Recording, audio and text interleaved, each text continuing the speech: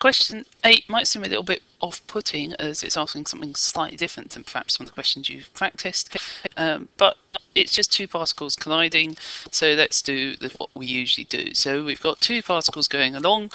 Let's draw a before and an after picture. So particle P, particle Q. Okay, they're moving opposite directions and they collide, and you can fill in their speeds. And then we're going to have an after picture.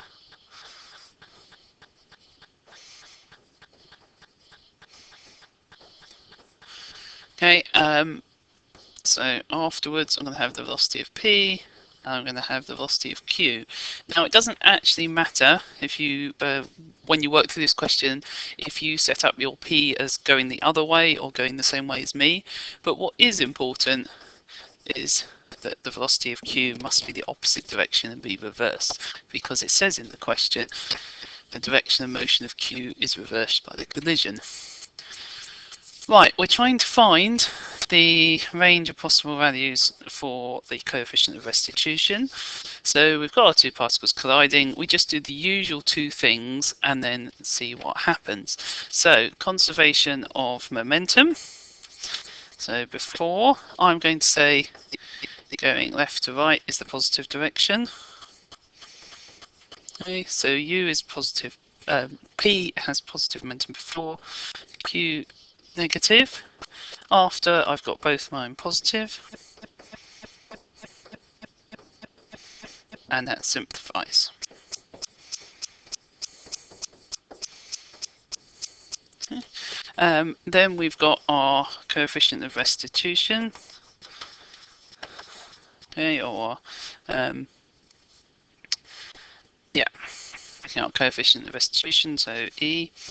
So the speed of separation from my picture is VQ minus VP. So this is why a picture helps you and is important, because all your signs have to be correct for whatever's happening afterwards. And the speed of approach, well, they're approaching each other, so it's 2U plus U. That then simplifies to 3UE VP. Okay, I now have two equations. Still, you might not be entirely sure where you're going, but we've been told the one thing we definitely know is the direction of motion of Q is reversed by the collision. So it would seem like a good idea to find the direction of motion of Q. So I'm going to solve those two simultaneously, and you should be able to get to that the velocity of Q is 1/7 U times 6E take away 1 if you factorize it. So that's solving those two equations simultaneously. Right, how is this going to help us? Well, it's important because we know from our diagram that we were told the direction of motion is reversed, so the velocity of Q must be positive, because we've got that correct in the diagram. Now, velocity of Q is positive.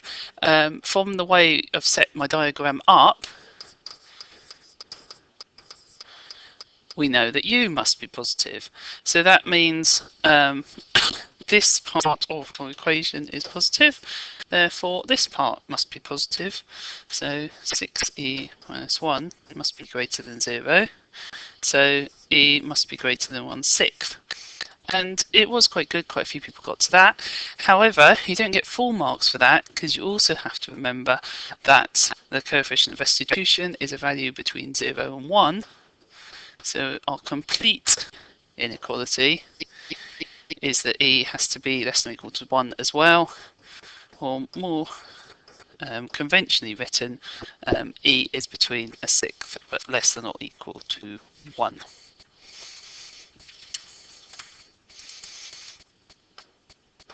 Now, as I said for part A, if you set your after diagram up with P going in the opposite direction, it won't matter as long as you get your equations correct for P going that way. You'll end up with some of the signs the other way round and you'll still get the same solution. Right, in part B, they've now given us and value for E. We've got to show that the kinetic energy lost is this. Right, so now they've given us the coefficient of restitution, we can use that along with our simultaneous equations from part 1. Okay. You can solve that and work out your velocities. So we know E is a third, so you can work out that the velocity of Q is a 7th U, and then the velocity of P is 6/7 U by solving those simultaneous equations with the value for E put in. Right, so then my initial kinetic energy, so we need the kinetic energy for P plus the kinetic energy for Q. Right, so that's going to be a half, remember it's half mv squared, so P has velocity 2u.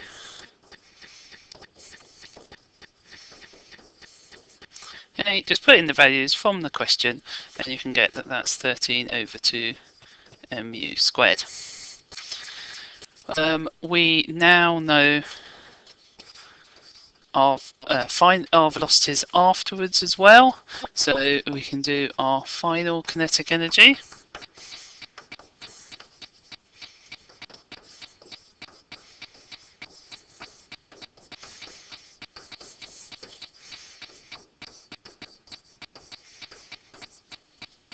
And you can also work out that to be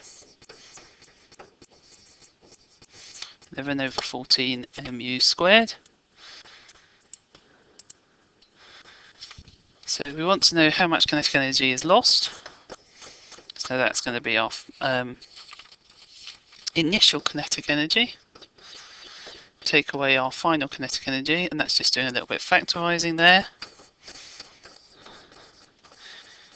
And this was very important. You had to have some sort of statement that you'd got the result they were looking for, and that was in the mark scheme. So do make sure every time you do a show that you put a comment that you have shown it. Okay. There you go, to show that.